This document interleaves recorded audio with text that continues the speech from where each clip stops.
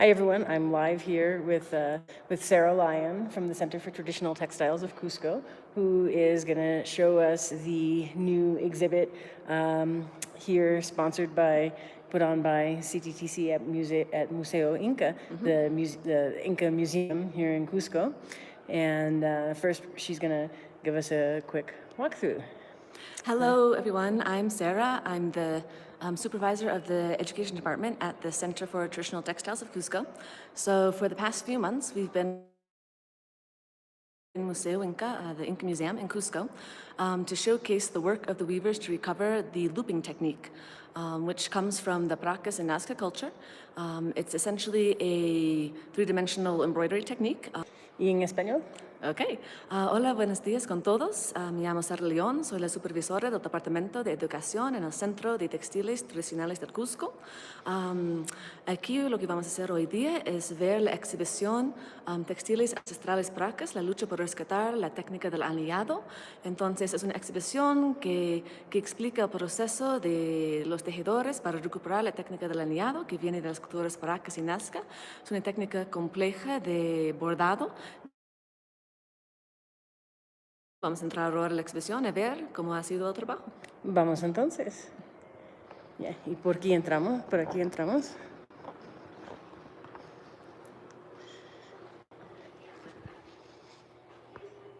Entonces, los Paracas eran una de las primeras culturas en inventar muchas técnicas y diseños completamente nuevos en las culturas precolombinas. Ellos impulsaron explosión en creatividad y invención en los artes textiles. Entonces, lamentablemente, con la conquista hemos perdido muchas de estas técnicas. Y hoy en día hay muchos investigadores, profesores en las universidades que están realizando investigaciones para recuperar estas técnicas, pero muchas veces este conocimiento se queda en la universidad, se queda en el ámbito académico. Entonces, desde hace casi 10 años, el Centro de Textiles Tradicionales de Cusco empezó un proyecto para conectar investigadores, profesores con los mismos tejedores que siguen tejiendo las técnicas, los diseños de sus antepasados, para que ellos mismos puedan aprender las técnicas que se han perdido. Entonces, el trabajo más reciente que estamos trabajando acá es la recuperación de la técnica del anillado. Okay, now in English. You're going to have to bear with us with this bilingual tour here.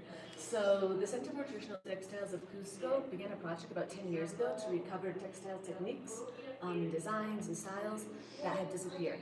So, the Paracas culture caused an explosion of creativity and invention in the textile arts.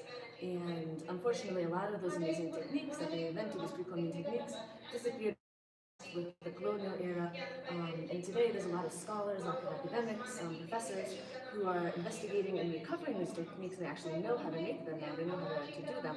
But this knowledge often stays in academia, it stays in universities, it stays in books, and it doesn't trickle down to the communities of weavers who are the inheritors of this legacy of textile, of weaving. So the CTTC, Center for Traditional Textiles of Cusco, began this project to basically connect scholars, academics, with these weaving communities to teach them these techniques that have been lost, that the weavers themselves can recover it and continue with the tradition of their ancestors. So for the past few years, we've been working on the recovery of the looping technique, which comes from the Paracas and Nazca cultures. Hi, Kim. Yes, we will be in English and Spanish both throughout the entire tour, and we will be taking questions in English and Spanish as well. So just feel free to type in your questions. Sí, estaremos en inglés y español los dos y durante el tour, y también si tienen preguntas lo pueden poner en inglés, español, lo que sea, y le contestamos. Entonces, por favor, interrúmpeme con cualquier duda o pregunta que puedo aclarar. Please interrupt me at any time if you have any questions or doubts. All right. So, the Paracas and Nazca cultures, they're not technically a civilization, they're considered a society, a culture, appeared on the southern coast of Peru in what's now the Inca province. Their name comes from the Quechua phrase paraco, which literally means sand falling like rain. Entonces los Paracas y Nazca son una sociedad, una cultura, no se categorizan como civilización. Aparecieron en la costa sur de Perú, en la provincia de Ica. Toman el nombre Paracas de una frase en quechua, paraco, que quiere decir arena cayendo como la lluvia. Estas culturas florecieron en una región que es muy árido, es un desierto, el desierto de Ica.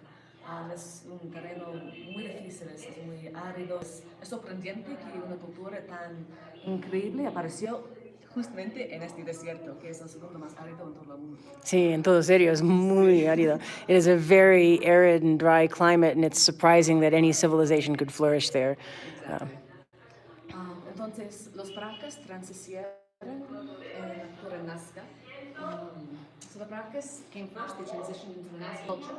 The Paracas inherited a long textile tradition that sprang up 10,000 years before Christ, but this culture, the Paracas, really gave birth to an explosion of creativity and ingenuity in the textile arts. They invented many, many different new techniques, styles, designs. Textiles were incredibly important to this culture, and we are so very fortunate that they did decide to build their home in this desert area because the dry climate helped preserve very well so many of these ancient textiles. So the main reason that we have them is that they're mummies. They would wrap with layers and layers and layers of these absolutely gorgeous textiles.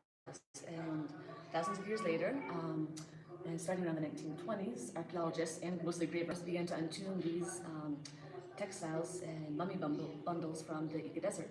Entonces, somos muy afortunados que los Paracas y Nazca eligieron construir su sociedad justamente en este desierto tan árido, porque este clima ayudó a preservar los tejidos, que empezando en los años 1920 por allí, tantos arqueólogos como saqueadores empezaron a descubrir estos tejidos.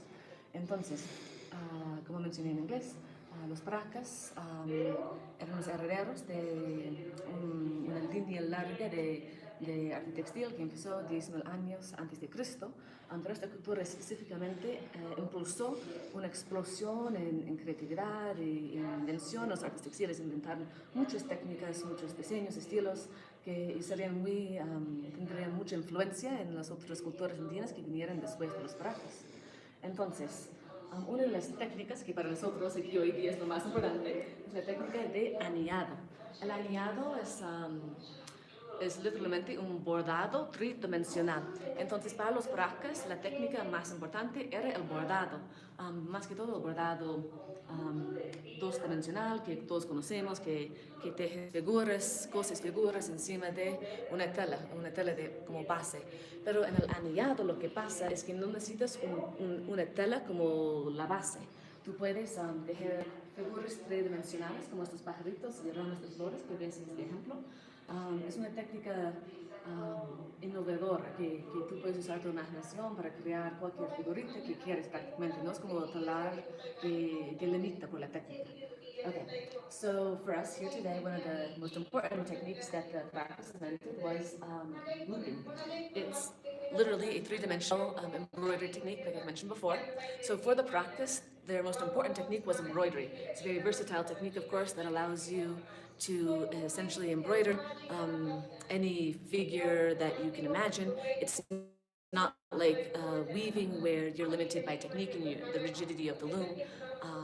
So the Paracas embroidered figures from their mythology, very creative, exotic type of gods and mythic figures from their religion, as well as images from the natural world. So, yes, do we have a question? So one of the questions that I've been getting asked a whole lot when I've been showing pictures of this exhibit, una de las preguntas que me están preguntando bastantes veces cuando muestro pues fotos de esta exhibición o esta técnica is what's it for? ¿Para qué sirve? Sí. So looping was used as a decoration for textiles. It's mostly found as a border, almost like a fringe around the edge of the textile. It's often sometimes found like the neck slit on poncho type garments. And there's very, very few textiles that are found made entirely in the looping technique, but they some, and later we're going to see one of them. Excellent. Very detailed, and it would take an embroiderer about 1,342 hours to stitch a textile made entirely in the looping technique that's about 44 by 97 inches large. So it's a very small textile, taking many, many hours to make. So the looping technique is, when you have a textile with looping, it's a special textile. It's not just any old textile. It's a textile that had a lot of love and time invested into it. Entonces, la técnica del aniado, más que todo, fue usado para bordes, como tipo flecos, decoraciones para los bordes de los tejidos. También lo ves en los cuellos un poco. Y es una técnica sumamente difícil y que requiere una inversión enorme de tiempo. No es una técnica que lo haces rápido y ya. Si un tejido lleva el aniado, es un tejido súper especial, es un tejido que alguien ha pasado horas y horas elaborando, trabajando. Entonces, un tejido que es más o menos 44 por 97 pulgadas, tal vez el tejedor invirtió unos 1.342 horas para tejerlo. Entonces, imagínate, no hay muchos tejidos que son hechos 100% en aniado, solo en aniado. Hay unos pocos, y más adelante vamos a verlo. Perfecto. One of the things that I have been giving as an answer to that is, well, in a culture where everybody is textile literate, it is a showy display of wealth to have these things that are so labor intensive and so complex to be used. Entonces, una de las respuestas que yo doy a veces a esa pregunta es que en una cultura donde todos ya conocen y entienden artes textiles, es bueno, se puede ver que uno es muy rico si tiene muchas textiles que son muy elaborados, muy complicados, que demoran bastantes horas en crear.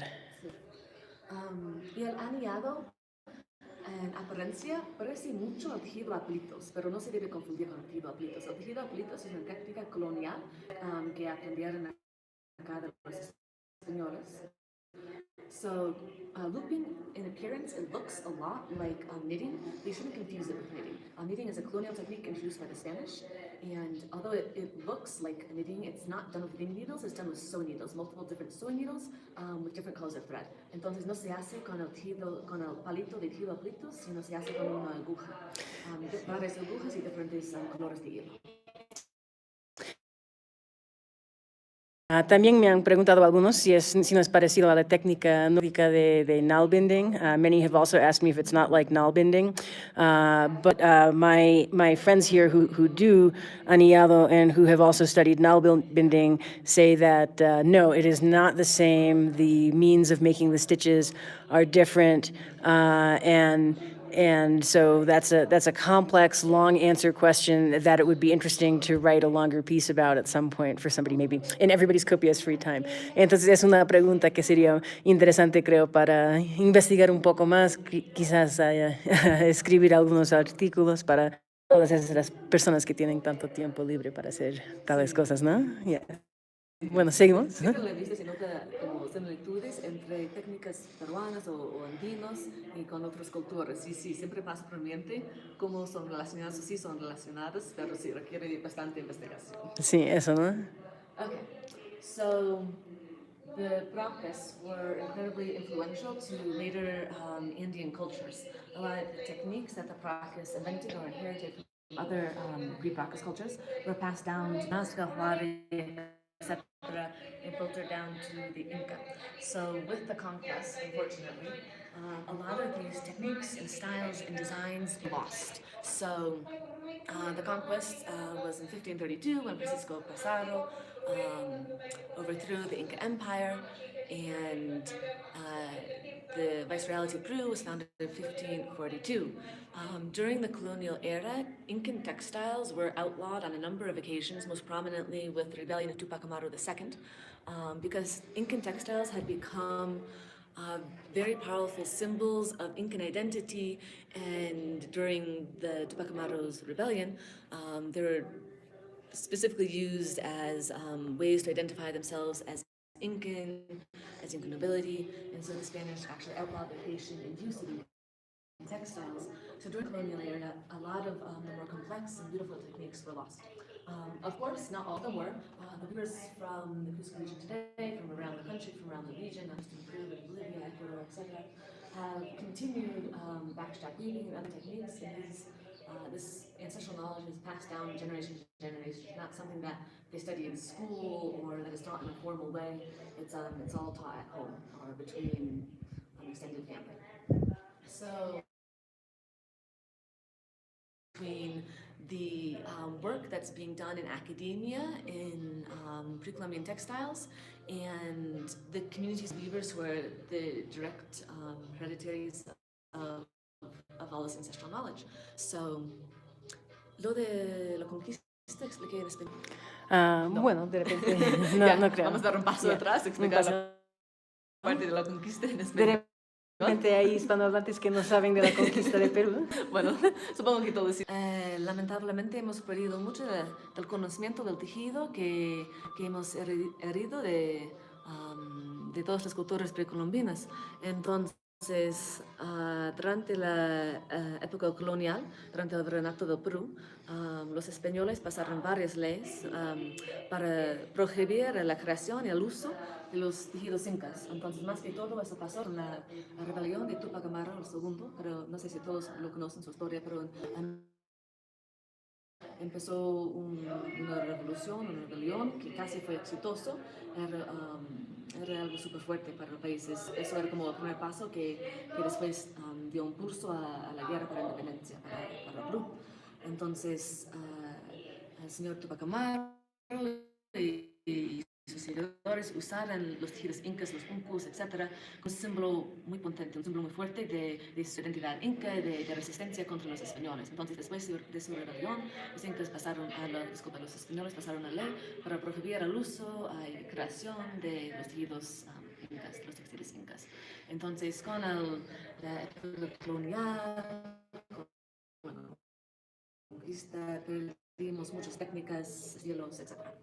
Y también iba a decir yo que uno de los países que siempre me ha interesado bastante, que se puede ver, que es figurativo, one of the patterns that I've always really appreciated seeing, which is figurative, which is a limited subset of the traditional Indian textiles produced here with backstrap weaving, are the ones that display,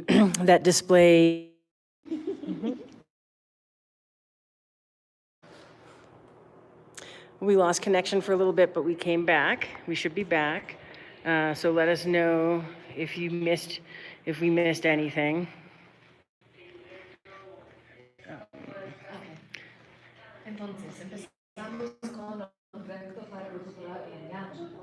Entonces, hoy en día hay muchos profesores, investigadores que están haciendo trabajos increíbles para recrear o recuperar técnicas precolombinos, pero el Centro de Textiles Tradicionales de Cusco notó que mucho de este conocimiento se queda en el ámbito académico, se queda en las universidades, donde se publica en revistas académicos, en libros, y que este conocimiento no llega a las comunidades de tejedores que han seguido los pasos de sus antepasados. Yeah.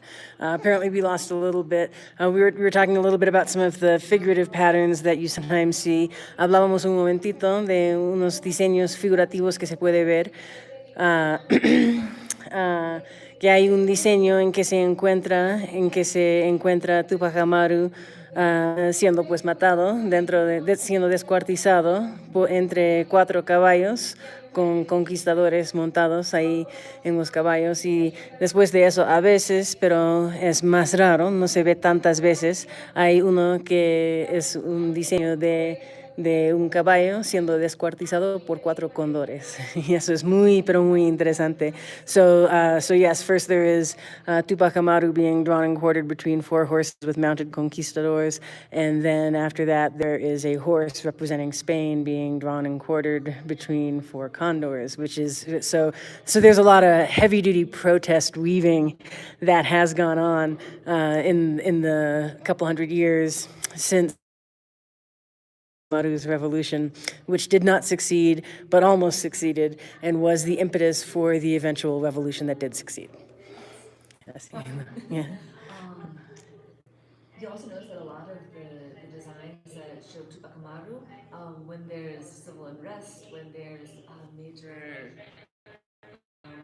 protest protests, especially in the early 20th century, those designs, you see them more during those periods of civil unrest. Entonces, los diseños de Tupac Amaru se nota que cuando hay periodos de protesta, de resistencia contra el gobierno, más que todo al inicio del siglo XX, estos diseños de Tupac Amaru aparecen más en los tejidos. Entonces, sí, los tejedores utilizan Tupac Amaru, lo que simboliza, de una manera muy creativa, de una manera muy inteligente, astute en sus tejidos. And for the folks in the English-speaking world who always ask this question, yes, that is the guy that the rapper Tupac was named after. Sí, el rapper Tupac había sido nombrado por Tupac Amaru por su madre, quien era, bueno, muy revolucionaria ella también. Okay, so I think I explained this already in Spanish, a little in English. The project to recover the añado technique began in 2017. So the CTTC noticed that a lot of this knowledge to recover pre-implement techniques and studies done on them stay in academia. They stay in academic journals, they're published in academic journals, published in books, they stay in the realm of universities. They're not, doesn't trickle down, doesn't reach these weavers, weaving communities where people are the direct recipients, their ancestors are the ones who invented and used these techniques.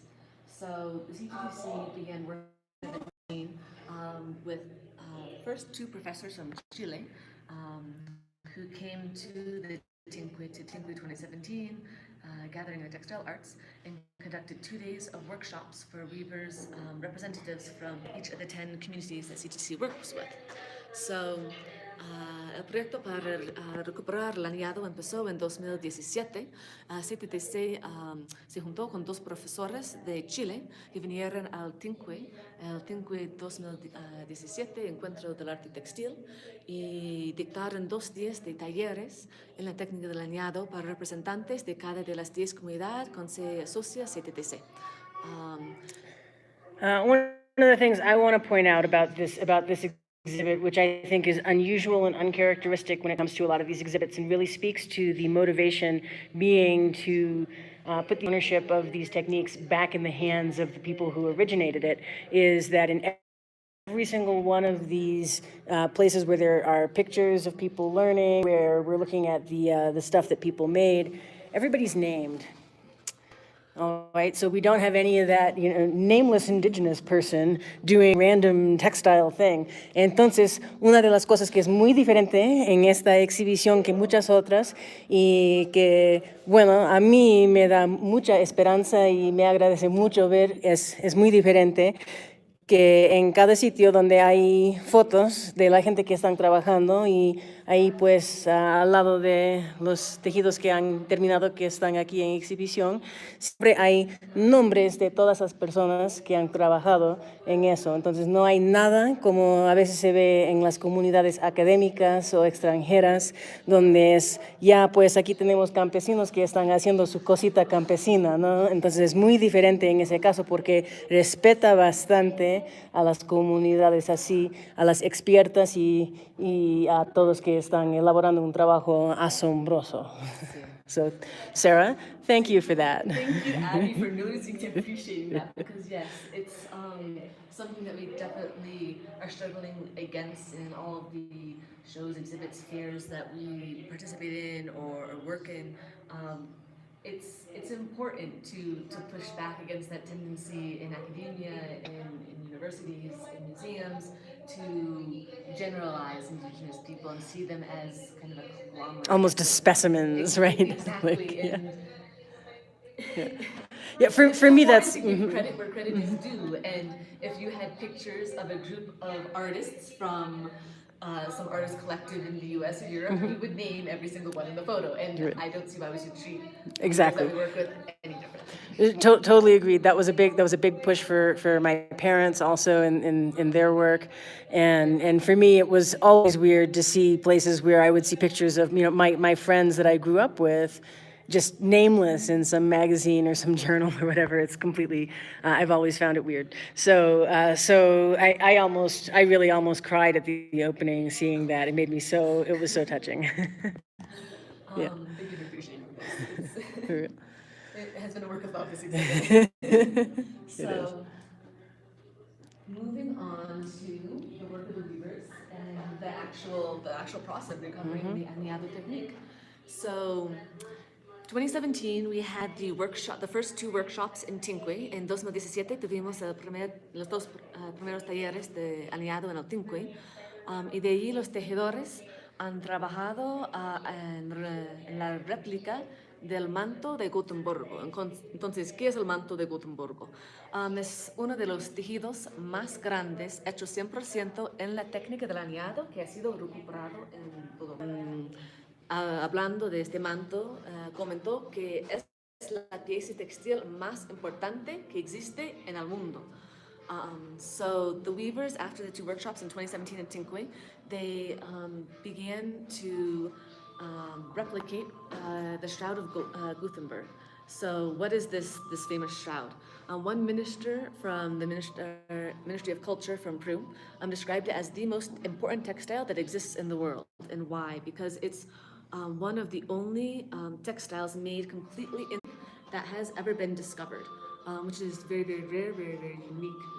Most textiles are made on a loom, and then they have this looping technique as an added decoration on the borders, like what we mentioned before. To find a textile that's made only in looping is almost unheard of. It's absolutely amazing, this peak. It's very, very complex. Es un tejido súper complejo. No es cualquier tejido. Ni Sí, ¿no? puedo imaginar las horas invertidas en crear este tejido. Es absolutamente increíble. Y es pequeño, no es tan grande. Es 104 por 54 Puedes parar ahí, centímetros. Cito, para que... Eso es el tamaño verdadero. It's Sí. the real size of the textile.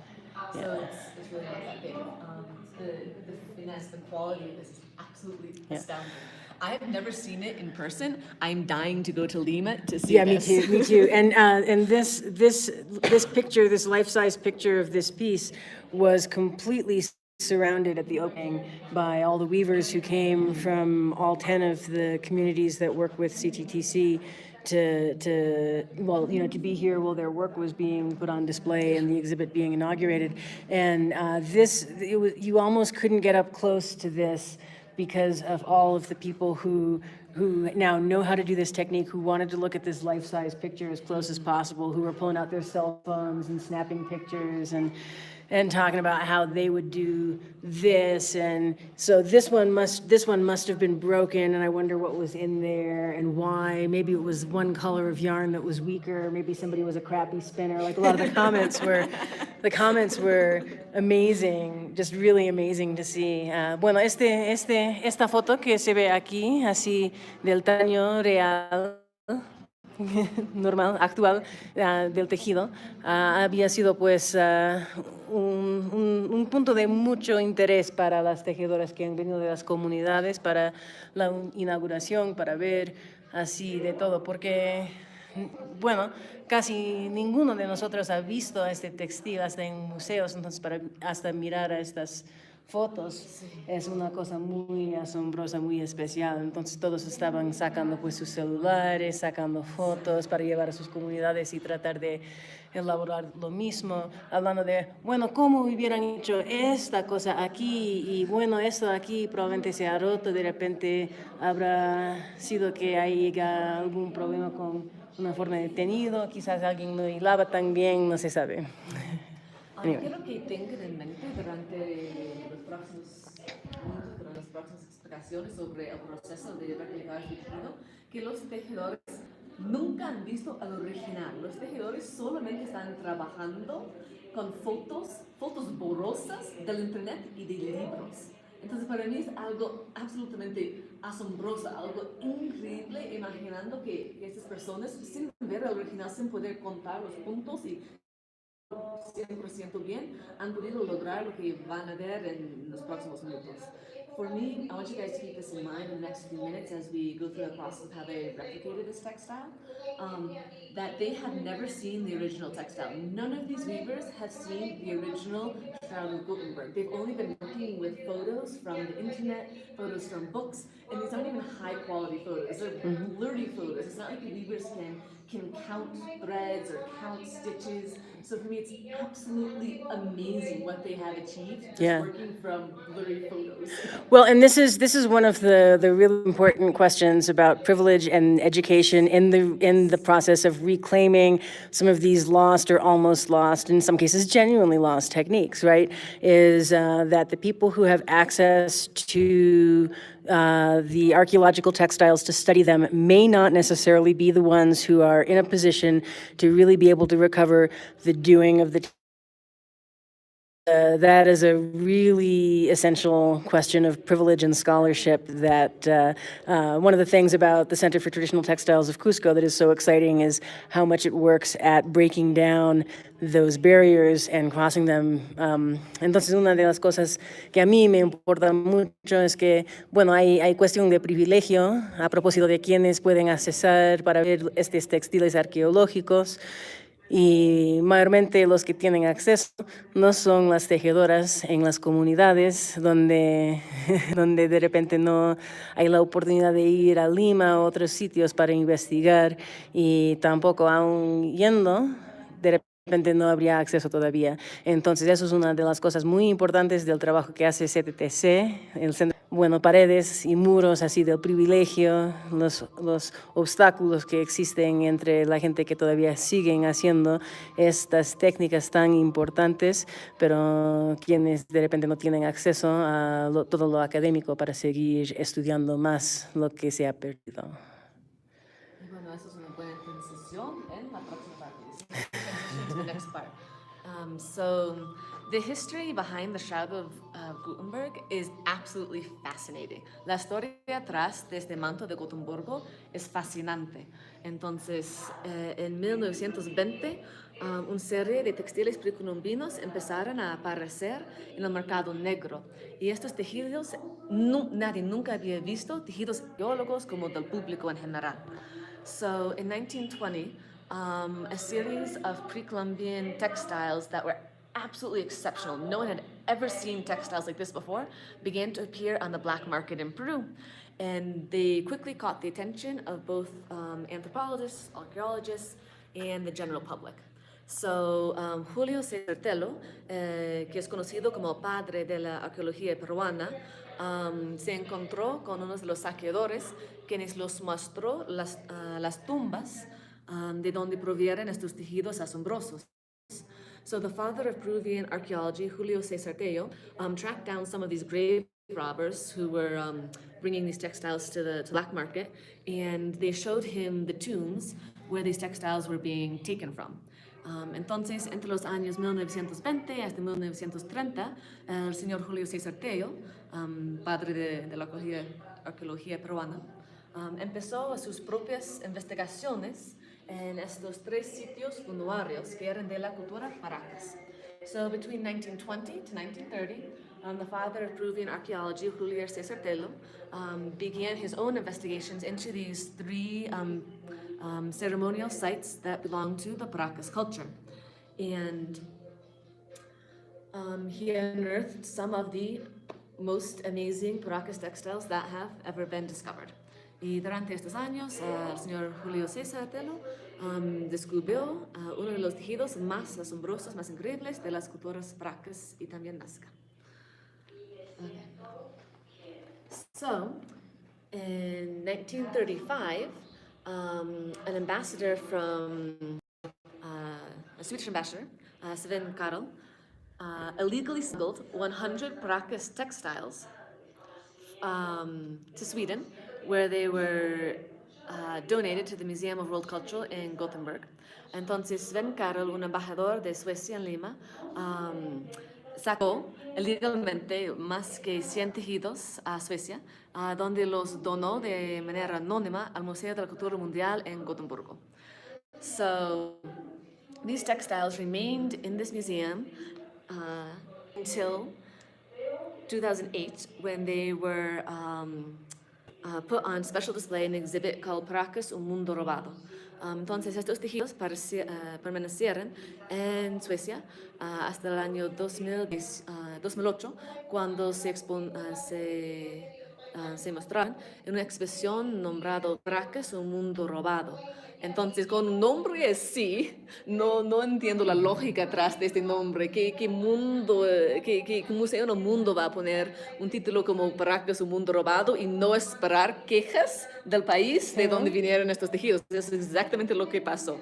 Perú investigó el origen de esos tejidos y bueno, felizmente la ciudad de Gotemburgo empezó a negociar y trabajar con el Ministerio de Cultura de Perú para lograr la devolución de estos tejidos a su país natal. So I still to this day do not understand the logic behind a museum choosing specifically the title Paracas, a Stolen World as a name for their exhibit and not expecting the government of the country where these textiles originated from to come investigating. That's exactly what happened. The government of Peru, the Ministry of Culture, went to investigate what was up with these textiles, where they were originally from, if they were taken illegally or legally from Peru. And happily, the city of Gothenburg was quite receptive to the idea of returning them. And the city of Gothenburg and the Ministry of Culture of Peru entered into long negotiations to achieve to Peru, to the native country where they came from. So, en 2013, Perú y Suecia empezaron el proceso de devolución de los bienes robados y la meta es devolver todos para el año 2021. En 2014 devolvió la primera parte de los Gotemburgo. Entonces ahí es donde entramos con nuestra historia del manto de Gotemburgo. Era uno de los tejidos que fue robado del Perú, se quedó en Suecia entre varios años, pero por fin ha sido devuelto al país. Es una larga historia, es un debate hoy día en el mundo. ¿Quién debe tener, quién debe cuidar y quién debe tener acceso a estos artefactos? Bueno, bienes, y en todo serio, es una pregunta muy compleja, ¿no? Entonces, bueno, siendo pues patrimonio de la humanidad entera, uno quiere siempre que las cosas pueden ser bien cuidadas en un sitio donde hay los recursos para hacer eso, para que no se pierde como en el Museo Nacional de Brasil, que se ha perdido tanto, ¿no? Pero también, ¿cómo es que vamos a decir que las culturas o los países muy desarrollados tienen mejor oportunidad de hacer eso tampoco? Entonces, no es una pregunta menos hablar de eso. Ay, tenemos que salir otra vez.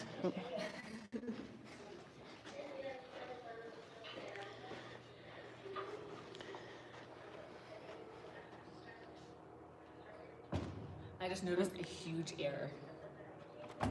I'm not going to tell you about No, it. I noticed it too. I can't. We're going to pretend it's not there. I know, right? I'm going to kill myself. Do you know how many times I have reread all of this text? It's going to get a little sticker and it's going to cover it up with the right name of the country. Oh my God. When I was doing the translation for the English dictionary, that's what I realized. Like, don't zoom in on that text in the video. No.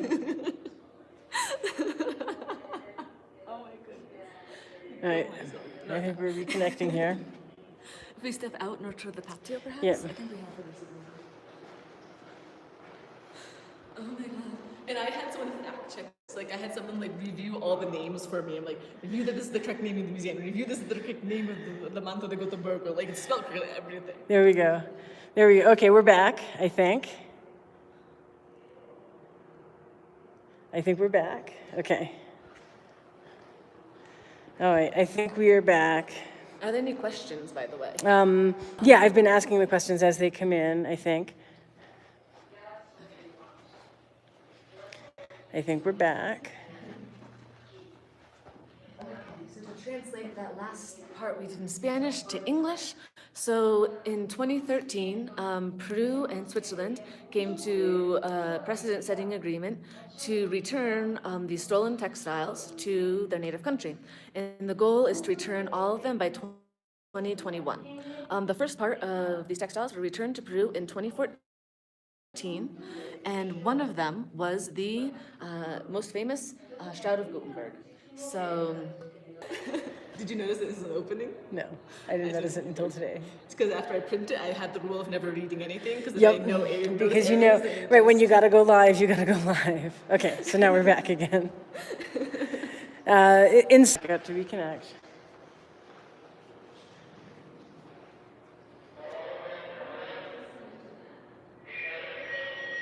All right, so we're back. Yeah, there's a spot in the exhibit where it lags a little bit. It's an old, some definite cell phone dead spots back there. I'm sharing my internet. Connect to my internet. Okay. What service do you have? Claro. Yo tengo Vital. A Vital ver, es más fuerte entonces. aquí. So just a moment. Also a Manto de Gothenburgo. So in 2014, Switzerland returns the first group of textiles, including the famous Shroud of Gothenburg. In 2017, the weavers from the Center for Traditional Textiles of Cusco received their first workshops on the looping technique. En 2017, los tejedores del Centro de Textiles participen en los primeros talleres en el Tinque para aprender el aniado. Y también durante este año, en 2017, I also have to keep going kind of soon. Yeah. Okay. So yeah. So we'll.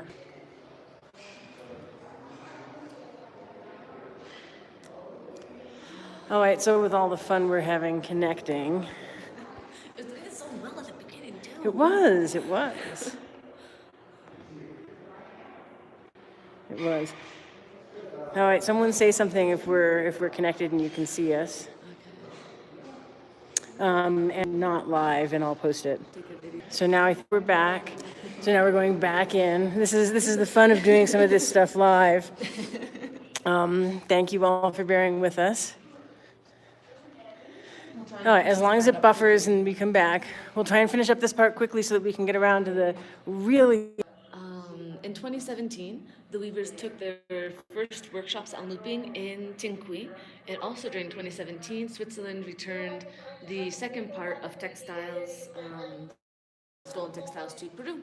In 2018, the weavers continued to practice and improve on the looping technique. So the weavers that learned in the workshops in Tinque taught forward what they learned to the rest of the weavers from their communities in additional workshops. Entonces, en 2018, los tejedores siguieron aprendiendo, practicando el aniado.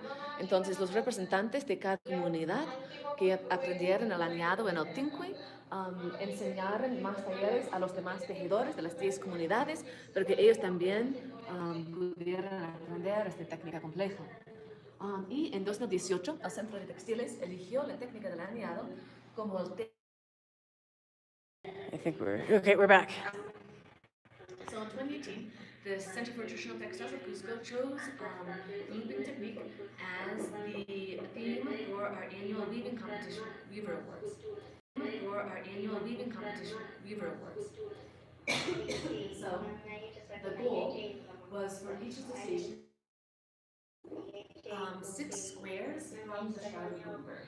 Entonces el reto para este concurso era para que cada asociación replica 6 cuadras del manto de Gothenburgo. Entonces ha sido súper difícil.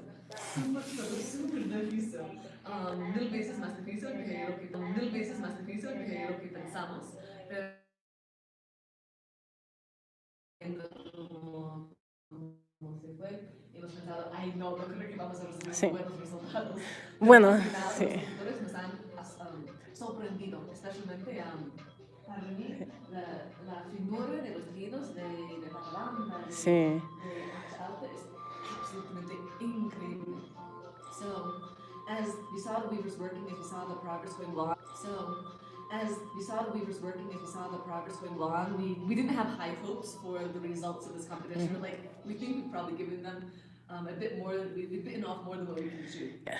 And so, when we saw the results that the weavers finally turned in at the very end, we were blown away. It is absolutely amazing. It's so better than we had ever imagined or hoped for. Yeah. Well, one of the things I was really struck by, una de las cosas que había sido muy interesante at the inauguration, in la inauguración, at the opening of this exhibit, había sido que cada persona de las comunidades que había recibido honores así de la presentación hablaba en quechua de qué difícil había sido esta técnica y que ellas también pensaban que de repente no lo lograrían.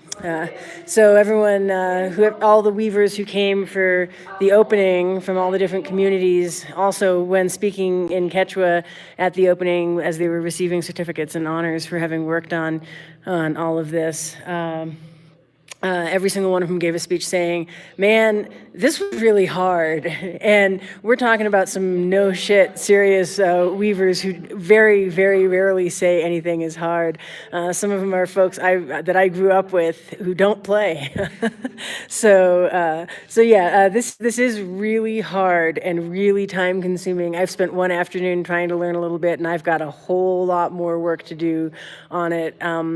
And I'm not exactly a slow study either.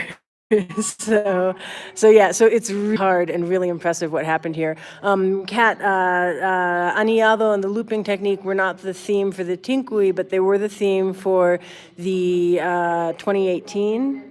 The 2018 contest. CTTC has a contest for all communities every year for which there is always a theme. And in 2018, the theme was aniado, or this Paracas looping technique. And the work that people did is really spectacular. There's stuff that's for sale too, that you can buy off of, that you can get at CTTC.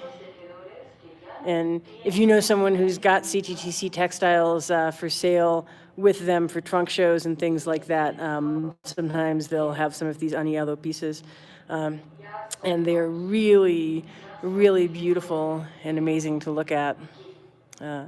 So keep your eyes peeled. But yeah, people are making these relatively small pieces for sale.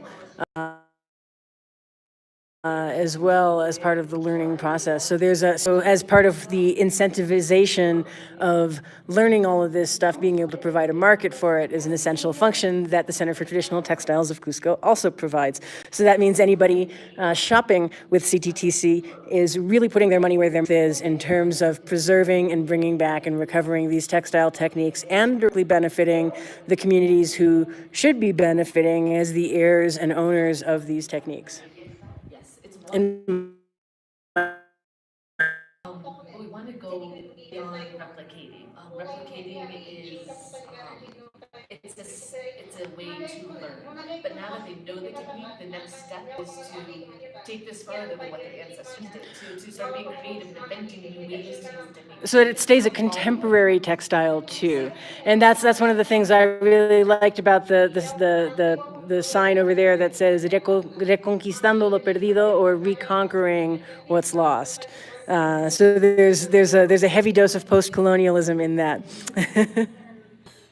En español. En español. Entonces, Abby estaba comentando que los tejedores durante la inauguración hemos invitado a un representante de las tres comunidades que han ganado primer, segundo y tercer lugar a dar discursos en la inauguración, y cada una ha hablado sobre qué difícil es la técnica de aniado.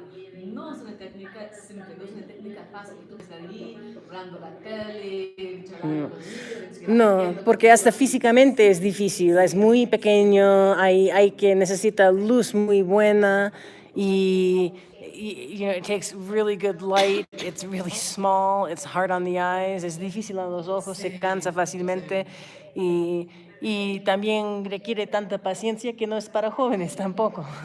No. Bueno, no para muy jóvenes por lo menos. Entonces, la finura de las piezas que los tejedores de cada asociación han producido es absolutamente increíble. Sigo repitiendo las palabras increíble y asombroso, pero realmente lo es. Entonces, ahora que hemos terminado con la explicación, la introducción a la historia atrás de estas piezas, empezamos con la parte más interesante de lo que los tejedores han hecho. Sí.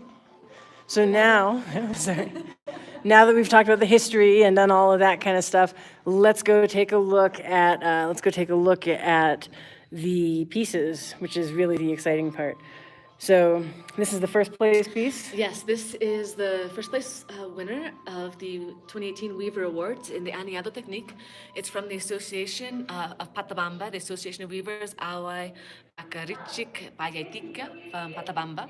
I'm sure I'm butchering that Quechua. We should have Abby read the names in Quechua for me. So I have never seen the original Shroud of Gutenberg. None of the weavers have seen the original Shroud of Gutenberg, but the two judges for this competition said that the piece from Patabamba is almost as fine, almost as small as the original. That's the one that most closely comes to the original Shroud of Gutenberg. It is so the figures of hummingbirds and flowers around the edge, just one hummingbird, it takes about a day to make. Yeah, so like here's my finger out here on the glass. So that's how tiny we're looking at. Yeah, somewhere you guys may have seen on my Instagram the little picture I put up of Susie and Chinchero holding up a tiny foot saying 2 days. Yeah. So it's wow, tanto trabajo. Entonces la pieza que tenemos aquí es el ganador del primer lugar en el concurso Weaver Awards del año 2018. Viene de la Asociación de Patabamba, la Asociación Centro de Tejedores Awai Pacarichik Payatica de Patabamba. Awai Pacarichik Payatica. Right? Abby va a pronunciar todos los nombres en quechua para mí, porque yo no pronuncio quechua. Es difícil, pues. Es difícil. Hay sonidos que si no comienzas a hacer en su niñez, nunca vas a poder hacer, yo pienso. Entonces, yo nunca he visto el original, los tejedores nunca han visto el manto original, pero las dos juradas en el concurso que entre todas las piezas este tejido de Patabamba es lo que aparece más al manto original, que es la más chiquitita, la más fina entre todos. Y bueno, por eso ha ganado el primer lugar, porque se aproxima más al original. Es realmente increíble, asombroso. I think we're reconnecting. I think we are reconnecting. All right, we're reconnected, we're running back in, and we have to try to move through some of this stuff rapidly because Sarah has a meeting. But now that Sarah has explained the whole exhibit to us, I can also walk through and do close-ups. So the second place winner of the competition was the association from Chinchero, Awericherichek. Thank you. El ganador de segundo lugar en la asociación de Chinchero, y bueno, no es la más fina, en realidad es la más grande entre todas las piezas, pero ganó segundo lugar porque se aproxima más en forma, creo que se puede decir, al original, que han hecho cuadrar súper bien, súper precisamente todos los cuadros, los bordes con el tamaño de la figura, es casi recta, es casi completamente cuadrada, que como ustedes saben, en el tejido es casi un milagro hacer las cosas cuadrar un tejido, especialmente cuando es un esfuerzo grupal. No es una sola persona que ha trabajado, son varias señoras que han pasado horas y horas, cada una haciendo su partecita, que después han cosido todo junto, y hacerlo cuadrar es excepcional, como han hecho todo casi perfecto aquí. Estuve aquí con amigas y estaban viendo y diciendo, ¿ya reconoces la partecita que tú hiciste? No puedo reconocer, había sido hace un poco de tiempo, pero no estoy segura.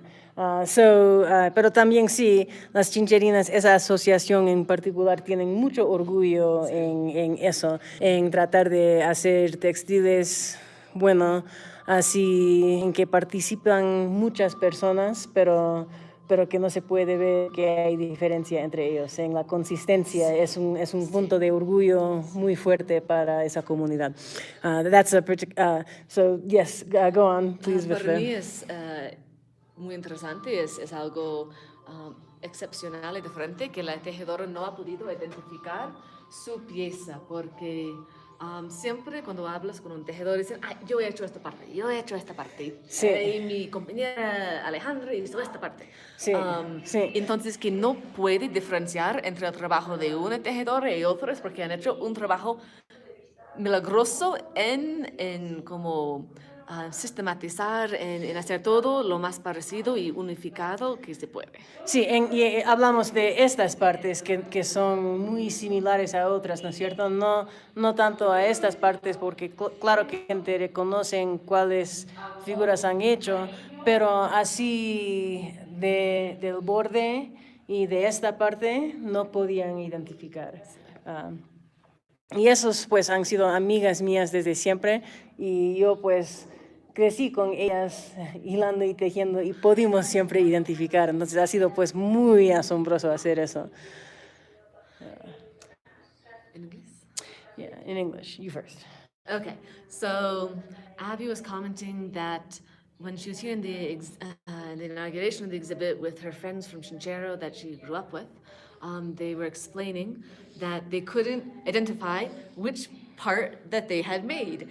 And for us, this is amazing. This is incredible. Weavers can always tell, they can pinpoint, they zoom right in on the part that they have made. Because these are group pieces. I want to reiterate this. This was not made by one single person. These were made by. And that's why this was the Yeah. second place finisher. Sarah had explained in Spanish earlier that this piece was the second place finisher. It's from Asociación de Tejedoras Awairich de Chinchero. It's the second place finisher because it is the most consistent, the most square, and therefore the most true to the overall form of the Shroud of Gothenburg, even though the scale of it is larger. So here's everyone who worked on it. A bunch of no-joke, hardcore, serious weavers of decades and decades of experience. And so, I mean, yeah, people could say, oh yeah, I totally remember who made that guy or that guy. But as far as the, you'll notice that all the birds and flowers around the outside are the same. And people couldn't be sure which one they made. And as far as these parts in here, people couldn't be sure which ones they made. And that is really unusual. But it's also fair to say that the Chinchero Association, Awairich Jaricek, really prides itself on being able to do these massive group projects and weavings where everything squares up, where everything comes out together. And that's been, so they've been in association for 39 years now. Next year will be their 40th anniversary. And that is a serious push that they've always made to be able to do that because although it doesn't impress everybody who doesn't know about weaving, it's like nuclear warfare to other weavers who are like, but how did they do that? And so that's a group of very competitive weavers. Well, I would say all the associations are very competitive. I would say competition is very important, and team competition too. So this is, this might as well be a soccer match, except it's even more serious. The weavers from Patabamba are so very proud that they came in first place in this competition. And they should be. Their faces just light up. You can when they talk about it, when they see the pieces displayed, it's. Well, and Patabamba is actually very remote. It's getting less remote now, but it's had a tough row to hoe being able to reclaim a lot of textiles. There were not very many weavers in Patabamba who were still doing it. And so they've even had to do pushes in Patabamba to do adult education of weavers, which is very uncharacteristic in a lot of the weaving communities. And so what they've done to make their association a go and make it all happen is lifetime movie quality melodrama. All right, we're gonna move on to the third place winner. So third place is the Association of Weavers Munay Paya Awakuna from Akcha Alta. Munay Palyay Awakuna. From the community of Akcha Alta, which is above Calca and on the road between Calca and Lares, if you guys know any Peruvian Sacred Valley geography. So it's an incredibly fine piece as well, not quite as fine as the Patabamba piece, but that's because this is hand-spun yarn. The Patabamba piece was done with industrially spun yarn. This one is hand-spun yarn. So an added layer of impressiveness here that they got it this fine with hand-spun yarn, which is generally not quite as as fine as industrial yarn. Yeah, depending. But depending, yes. Axtra Alta is a community of particularly good spinners. Yes, yes. And so their spinning is a major point of pride for them. So let's look at the scale. I'm going to go ahead and I'm going to put my finger right in here so you can see the scale that we're looking at here, and then compare that to the same motifs over here in the Chinchero piece, and you can see that there is a major, major difference in scale going on there. One of the things that was the subject of comment at the opening, at the inauguration, by weavers from many communities was, in fact, the yarn and who spun it well, if there were any issues with amount of twist, direction of twist, whether skewing was taking place, if that was relevant, if the standards for spinning yarn for this should be the same as standards for spinning yarn for the backstrap weaving, or something else.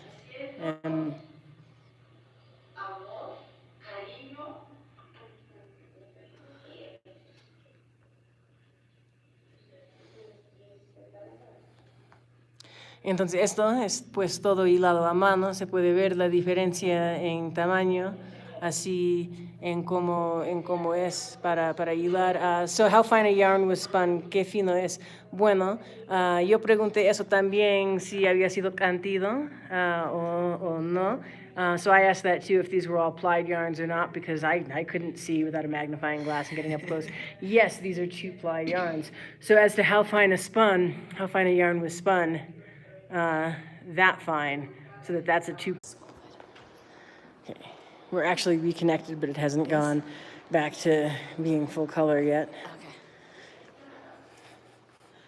Yo tengo que irme pronto, tengo una reunión, entonces voy a explicar el ganador del tercer lugar y de allí les dejo con Abby para contestar cualquier pregunta que tienen al final. Entonces, esa es la pieza de la comunidad de H Alta. Es el ganador del tercer puesto. La asociación se llama Asociación Centro de Tejedores Munay Payay Awakuna de H Alta. Abby puede pronunciar muy bien. Munay Payay Awakuna. De H Alta. Entonces, lo que es sorprendente aquí es que el hilo es hecho a mano, lo que estuvimos discutiendo antes. Entonces, el ganador del primer y segundo lugar han usado hilo industrial. Aquí los tejedores de H Alta han usado hilo helado a mano. As compared to. Para comparar. Sí. Entonces se puede ver que es mucho más finito. Sí. Mucho más finito. finito. De H Alta no es tan fino como la pieza de Patabamba, pero casi. Y es realmente hermosísima. Sí, en todo serio, bien hermoso. Y una de las cosas que yo quiero que ustedes fijan bien ahorita es que hasta ahora hemos visto también lo que dice asociación de adultos. Sí, sí. So one of the things I want to point out is that until now, what you've seen is stuff that says associations of adults. The youth programs also went to work pretty big on this. Entonces, ¿quién había sido pues ganador de los niños? Aquí, entonces, los niños, no todos los grupos de niños de cada comunidad participaron. Para ellos el concurso siempre es opcional y no todos eligieron participar. Solamente los grupos de niños de H Alta, de Chawaitiri, de Sayak, Chinchero y Huacatinco participaron. El ganador del primer lugar en la categoría de niños y jóvenes era el grupo de jóvenes de H Alta. So we are here at the section of textiles from the young weaver groups. So it wasn't just the adult associations that participated in this competition on the looping technique. So far we have seen just the entries from the adult weavers, but now we're looking at entries from the young weaver groups. And the competitions are always optional, so not all the young weaver groups decide to participate, just the ones from Akcha Alta. You have a question, which is what are the age ranges for the youth programs? Yes, they range between 5-6 years old to about 30 years old. The average, most of the young people are between 10 to 18, around that area.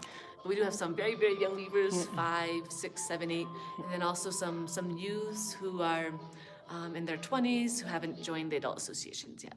Yeah.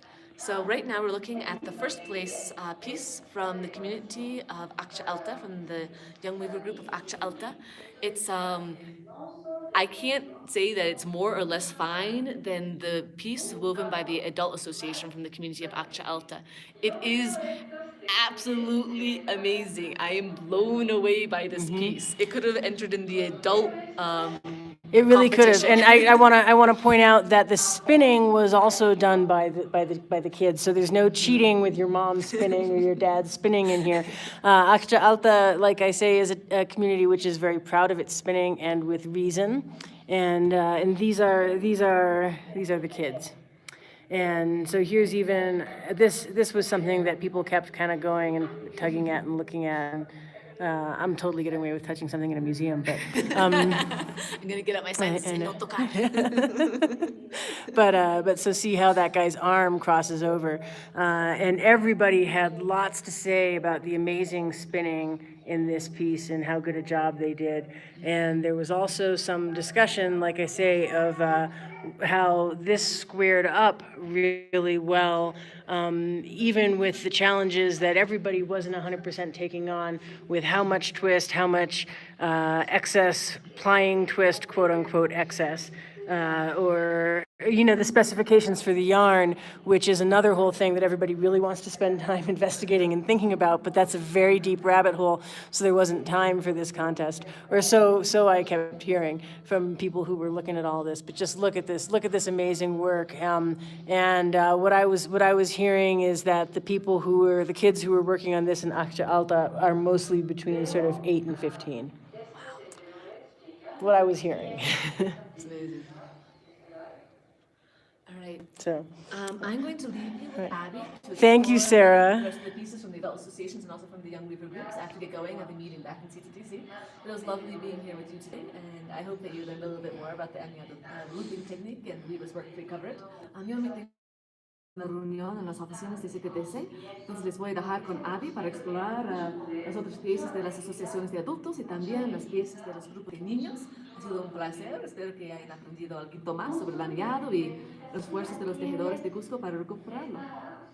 Bueno, nos vemos, hasta la próxima. Ciao, you guys, I'll see you later. Thanks very much, Sarah. Thank you. I will Thank see you. you. Yep. You'll have to watch it later. Yes. Cool.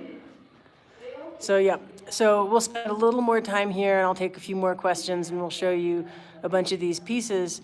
One of the things I really want to encourage everyone to do, if possible, is tell everybody they know who might be going to Cusco to go to Museo Inca and check out this exhibit. So this one is actually a mix of hand spun and industrially spun, and there was much comment on that. And this is the Young Weavers from Chawaitiri, another community that is very proud, rightfully so, of its spinning. Info about the whole exhibit.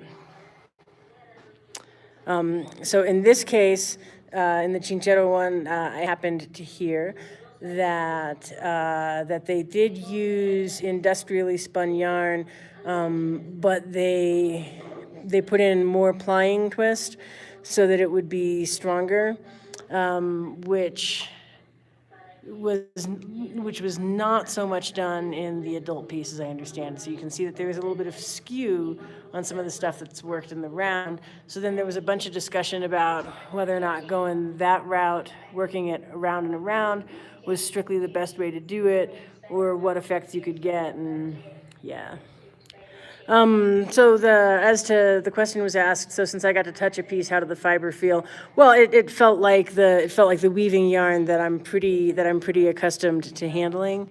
I should mention too that all of these pieces, even where industrially spun yarn was used, are naturally dyed, hand dyed with natural dyes that are traditional for the region. So the way that this stuff is made, and this is one of the reasons why I brought some of these small ones that are for sale, is kind of around a stick. So around something that there's a form for. So this is worked in the round, and some of them kind of go back and forth, but this hummingbird is worked in the round around a stick. And so a lot of these pieces, yes, and that's why they're sort of tubular and have that kind of dimensionality. And this is Santa Cruz de Sayaj, which is one of the few communities in the Cusco region that has continued doing a tide resist warp dyeing method. So it's got some really interesting things. I want to point out some of these birds, which are really dimensional also. Okay, let's see. Yo veo estos textiles de Paracas, Nazca, como aliado, y cuando veo esto me siento amor, cariño. So again, kids.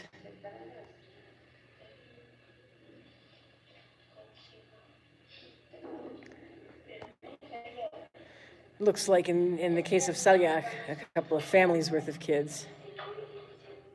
And this is an honorable mention piece, right? So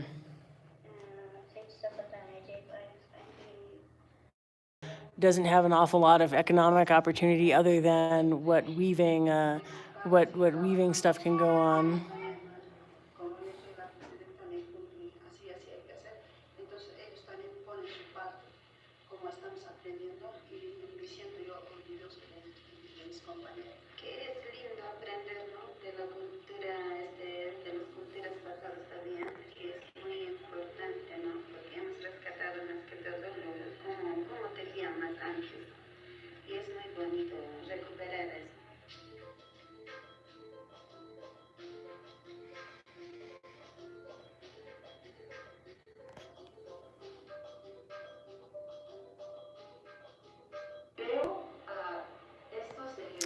And we're going to go back over here to some of the grown-up pieces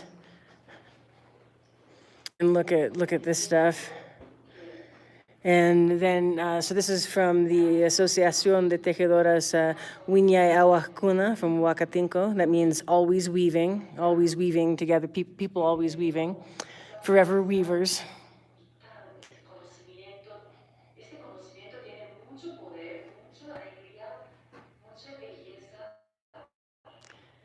This one is also hand spun sheep.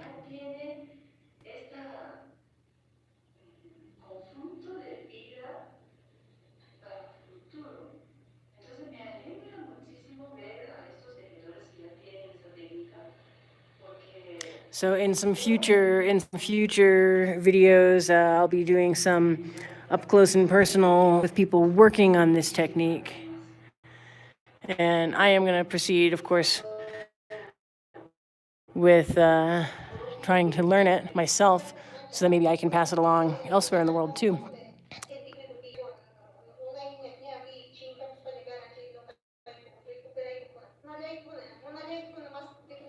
And the Association of Weavers, Chawaitiri, se llama Inca Palyay, which is Inca pattern or design. Palyay is it's not just pattern, it's not just design, but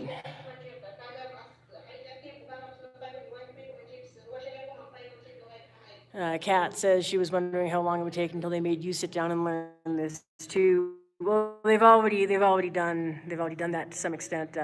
Folks have already sort of shoved some in my hands and said, "Here, you try," which is sort of the standard teaching methodology in a lot of cases. But I'm going to have to take a few days to be out and do some really principled study on it. It's tricky. There's so much going on. It can be hard to find the time to get a dedicated day to just work on some of that stuff.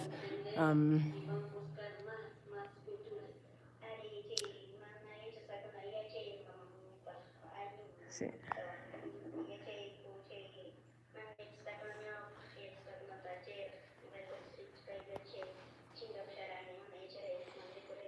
También mención honorable de la comunidad de Sayaj, Asociación Centro de Tejedoras Huatay de Santa Cruz de Sayaj. Sayaj is over by Urcos, kind of up in the hills. Huatay means tie, or to tie, or to tie up. And they named themselves that Watay quiere decir amarrar en quechua, y se han nombrado eso porque ahí hacen la técnica Watay. There they do a technique called Watay, which is a tide resist warp dyeing.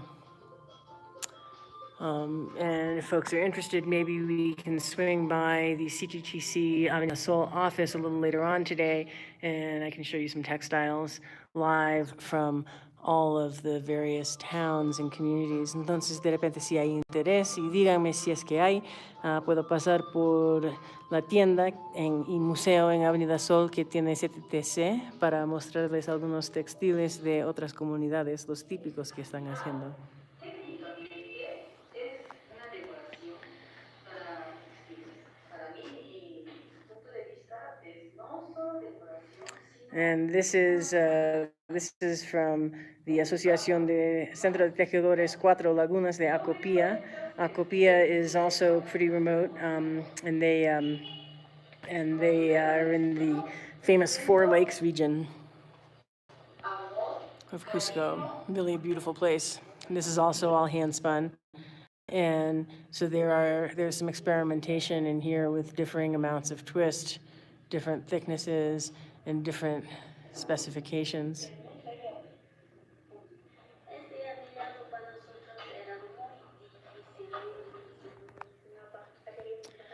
And then this is from Asociación de Mujeres Artesanas Surfui de Chumbivilcas.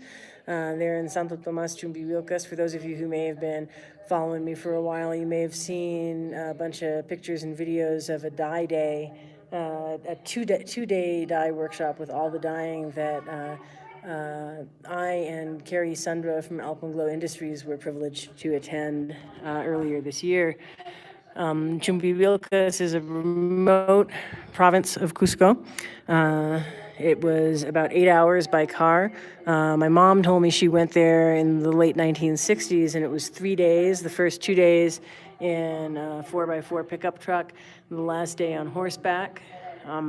It's still very remote. They don't have much in the way of tourism. Industry is tough for them there, and the ladies from Chumbivilcas are well-renowned, almost mythically thought of as being hardcore, hardworking, very tough, and they are amazing and wonderful people. So this also is hand spun. Yeah, the range of the border designs is really spectacular with the birds and flowers, which is a really key theme in a lot of Peruvian textile imagery. mucha belleza, mucho futuro también. Es no solo tener técnica, sino ya tiene esta Now here we have the hand-spun alpaca one from Pitumarca. They are Asociación de Tejedoras Muna y Tijlia, which means pretty tijlia. Tijlia is the scaffold weaving, multiple selvage warp technique that is one of the signature things that the community of Pitumarca is known for. And we'll have to have another video to show you some of that because it's some pretty impressive stuff. So here's everyone who worked on this one. And like I say, I want to say again how significant it is that this exhibit names everybody who worked on all these pieces. So these aren't just faceless, whatever, random, faceless weavers or what have you.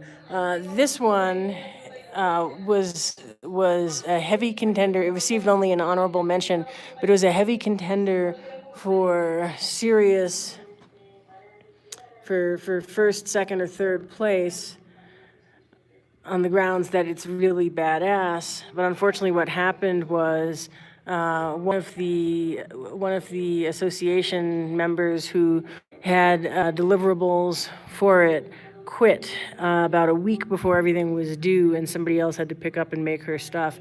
A team of other people had to pick up and make her stuff. And so they actually delivered this piece a couple of days late. And so they were docked points in the contest for late finishing. Otherwise, they would have placed much, much higher than honorable mention, given that they absolutely did an amazing job with the hand-spun, naturally dyed alpaca in this, and this is the only alpaca textile in this one. It's worth note that, 2,000 years ago and change, there were no sheep in the world. Sheep came here with the Spanish. So, okay, I think we've seen pretty much everything in this exhibit. It's really worth coming and taking a look at and checking out. I'm going to say let's take any last-minute questions and maybe get a show of hands as to whether or not folks would like to see a live stream this afternoon from the CTTC store with some of the textiles from these communities, maybe meet a handful of weavers who are there working at the store.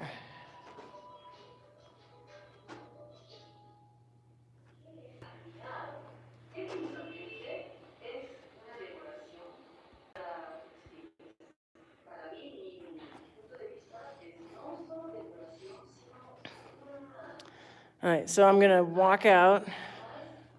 All right, we'll try and figure that out. Stay tuned and keep your eyes peeled on my social media, and I'll announce what time it is ahead of time, hopefully.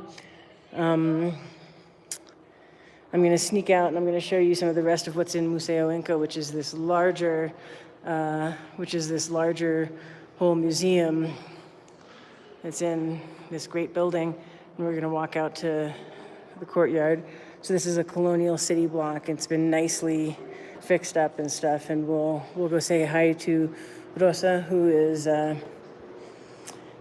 the CTTC store. We'll show you where Museo Inca is relative to a whole lot of relative to the rest of Cusco.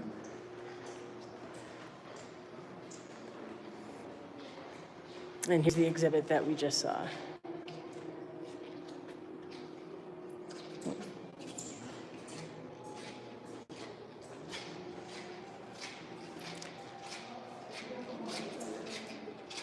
So this is the exhibit.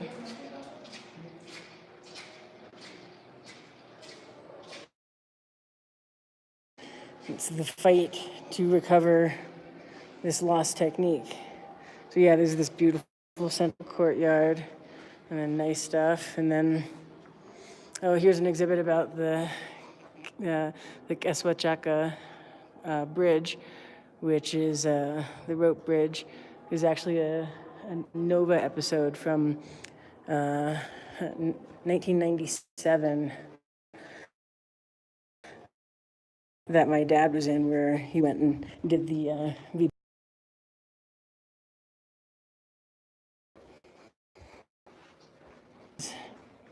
and this is another exhibit, a longer standing exhibit. I think this one's, yeah, so it's getting a little old. And maybe we'll just sneak through it. You'll look at it real quick. And and then the CTTC Museum and Store on Avenida Sol, where we will go later in the day, opened in 2005. It was a big push for a lot of people. One of the last things that my father pulled off before he passed away in 2004, and unfortunately he did not live to see the inauguration in 2005. A little bit of this exhibit because the fineness of textiles and what people are able to bring and how strong their game is has continued to grow and improve over the past, 16 years now.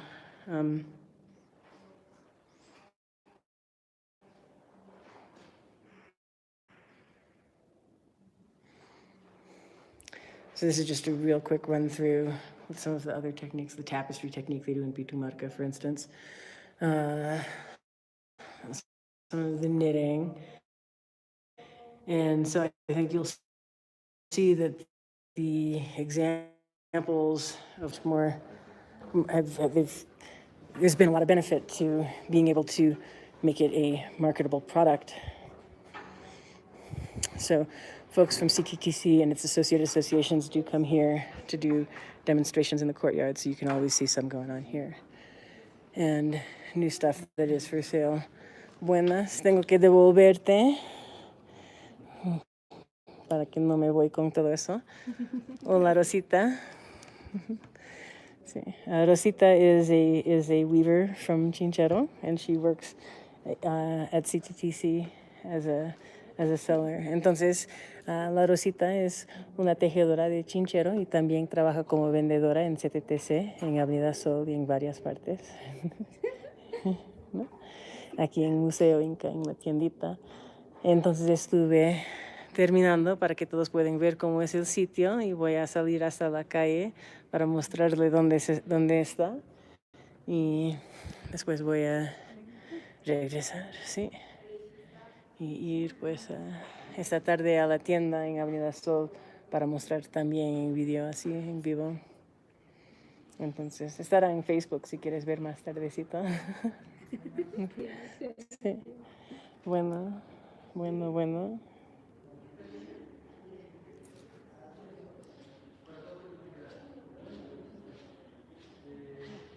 So, Kat, tell your mom to get a hold of me also. It's entirely possible I can hook her up with some specialized experiences. Entonces me voy hasta luego. ¿Vas a volver? Aquí hoy día quizás, no sé, depende de cuánto demoro en las otras cosas que tengo que hacer. Creo mañana me voy a Chinchero a documentar más de la ligia enorme. Sí. Todo, ¿no? Sí, ¿no? Bueno, hasta luego entonces. Sí. Igualmente, pues chao. Buenos días.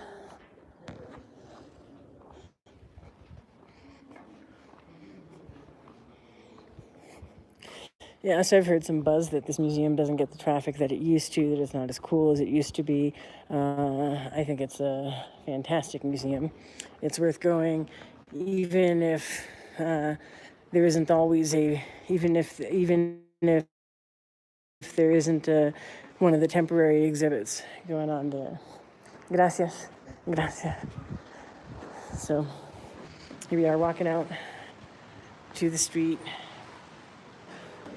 We'll walk down to the main plaza, and then there I will say goodbye and catch up with you guys later.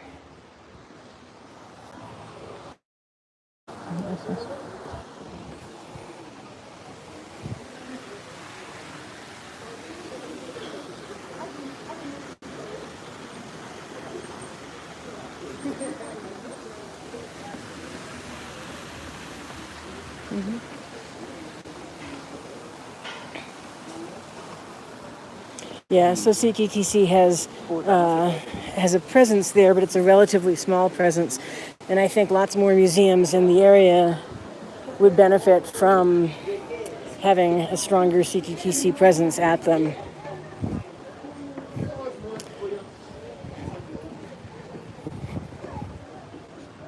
So, yep. Anyway, like I said, we're just going to walk right down to the Plaza de Armas, and I will leave you there.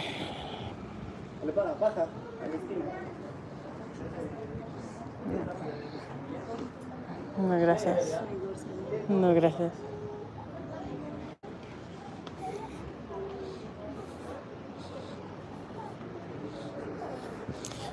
Yeah, we'll walk past the Kentucky Fried Chicken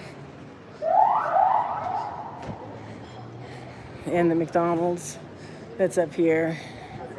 Well, it's the train station.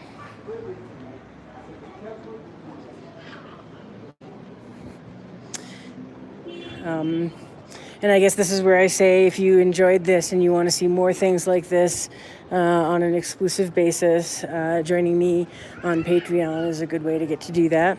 And